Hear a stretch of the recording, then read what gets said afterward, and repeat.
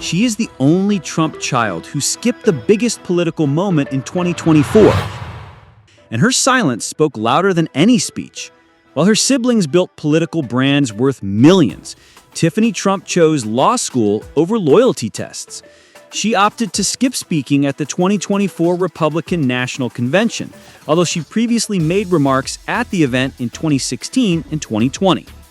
But here's the twist that nobody talks about. She never actually betrayed anyone. She just mastered the art of strategic invisibility. This is not about rebellion. This is about something way more complex. What happens when you are born into America's most controversial family, but you just want to be accomplished?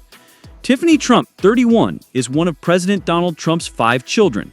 Her mother is Marla Maples, Trump's second wife. But unlike her half-siblings, she got something they never did: distance, and a mother who believed in letting her find her own path. You ever try to build your own identity when the world only sees your last name? Yeah, that is exactly what this story is about. While Don Jr. and Eric were being groomed for the empire, Tiffany was living a completely different life in California with Marla Maples. Here is what nobody tells you about being the other Trump child.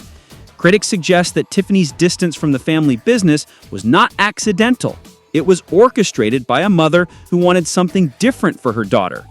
Marla Maples, former actress and wellness advocate, raised Tiffany with values that many observers believe clashed with the Trump family's business-first mentality. While her half-siblings learned boardroom politics, Tiffany learned yoga and meditation. She was rich, she was famous, but she was also protected. By 2012, she enrolled at the University of Pennsylvania, the same Ivy League school her father attended. But here is the kicker. She studied sociology and urban studies. Not business, not real estate, social justice. But before Penn, there was this moment that everyone forgot about. 2011. Tiffany Trump releases a pop single called Like a Bird. Picture this. While her father is building his media empire and thinking about politics, his 17-year-old daughter is in recording studios trying to become the next pop princess. The song flopped. The reviews were brutal, but it revealed something important. She was already trying to escape the family shadow through creativity. Many observers believe this early artistic attempt was less about music and more about identity. She wanted to be known for something that had nothing to do with real estate or politics. Sound familiar? It was practice for what came next. At Penn, Tiffany Trump studied sociology and urban studies. Think about that for a second. The daughter of a real estate mogul chose to study poverty, inequality, and social structures. Critics suggest this was not coincidence. While Ivanka was learning luxury marketing and the boys were shadowing their father, Tiffany was studying why wealth gaps exist in the first place. Her professors probably didn't know whether to laugh or cry. She graduated in May 2016, right as her father was clinching the Republican nomination for president. But while her family celebrated political victory, she had just spent 4 years studying everything they represented from an academic perspective. That summer, she would give her first political speech, but she was armed with a sociology degree and questions her siblings never asked. Republican National Convention, 2016. Tiffany takes the stage and delivers what many political observers called the most human speech of the entire event. But here is what the cameras did not show. She was the only Trump child who had to write her own speech. Ivanka had a team. Don Jr. had consultants. Tiffany had her sociology notes and her mother's advice. After the convention, while her siblings joined the campaign trail full-time, Tiffany made a choice that shocked everyone. She applied to law school. Not just any law school, Georgetown, in Washington, D.C., right under her father's nose while he was running for president. She was hiding in plain sight. Again. Georgetown Law School, 2017-2020. Picture this. You are trying to study constitutional law while your father is tweeting about the Constitution. You are learning about ethics while every headline questions your family's ethics. But here is what many people missed. Tiffany was not hiding completely. She was photographed at DC social events, networking with future lawyers and policymakers, building her own professional circle. Many observers believe she was trying to live normally, not off-grid. She wanted the degree, the connections, and the credibility, but on her own terms. She had Secret Service protection.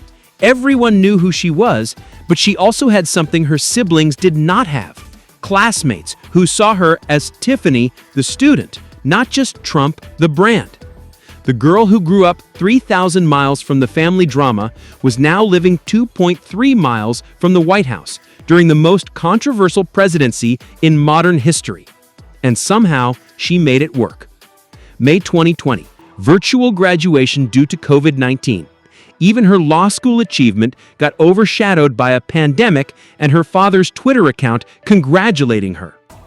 Here is the thing everyone misses when they call Tiffany the invisible Trump. She's not even the most private Trump child. That would be Barron, who is 19 and barely exists on social media. Only Barron is more private than Tiffany, and he's still figuring out college. But here is where it gets interesting. Tiffany's Instagram tells a completely different story than her public political persona. 2 million followers, luxury vacations, designer everything, fashion weeks, yacht parties. Critics suggest she mastered something her siblings never could: how to be glamorous without being controversial, how to be rich without being political. While Ivanka was the favored daughter in the White Wing, Tiffany stayed in the shadows, but kept her spotlight on social media, where she controls the narrative completely. November 2022, Tiffany marries Michael Ballous at Mar-a-Lago. The headlines called it a fairy tale wedding. But here is what they didn't tell you about the broom. Michael is not some random guy who swept her off her feet. He is heir to a multi-billion-dollar business empire in Nigeria. His family owns Bolus Enterprises and SCOA Nigeria, companies worth billions of dollars. Many observers believe Tiffany didn't exactly step out of privilege when she married Michael.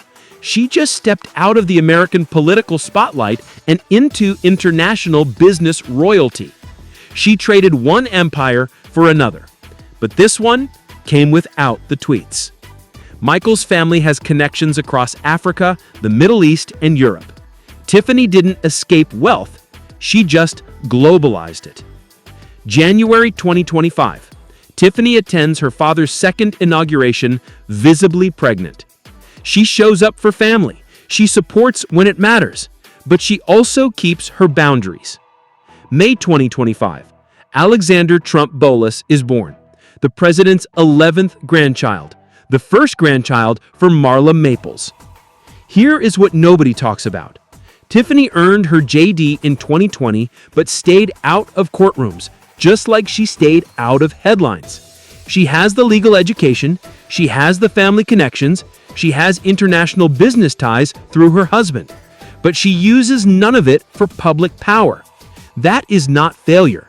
That is strategy. This was never about politics. This was never about money. This was about power and choosing not to use it. Remember that empty podium? That was not betrayal. That was boundary setting. That was choosing when to be visible and when to disappear. Sometimes the smartest play is knowing exactly when not to play at all. In the end, Tiffany Trump did not lose herself to the family business. She did not lose herself to politics. She didn't even lose herself to fame. She just learned how to be a Trump while building her own empire. She studied sociology, not business.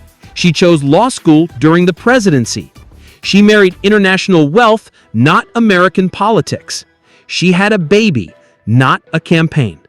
She never betrayed the family name. She just refused to let it be her only name. So the real question is not whether she betrayed her family. The real question is, how do you honor your family while still honoring yourself? If this made you rethink what family loyalty looks like, wait until you hear what happened when Ivanka tried to rebuild her brand after leaving politics.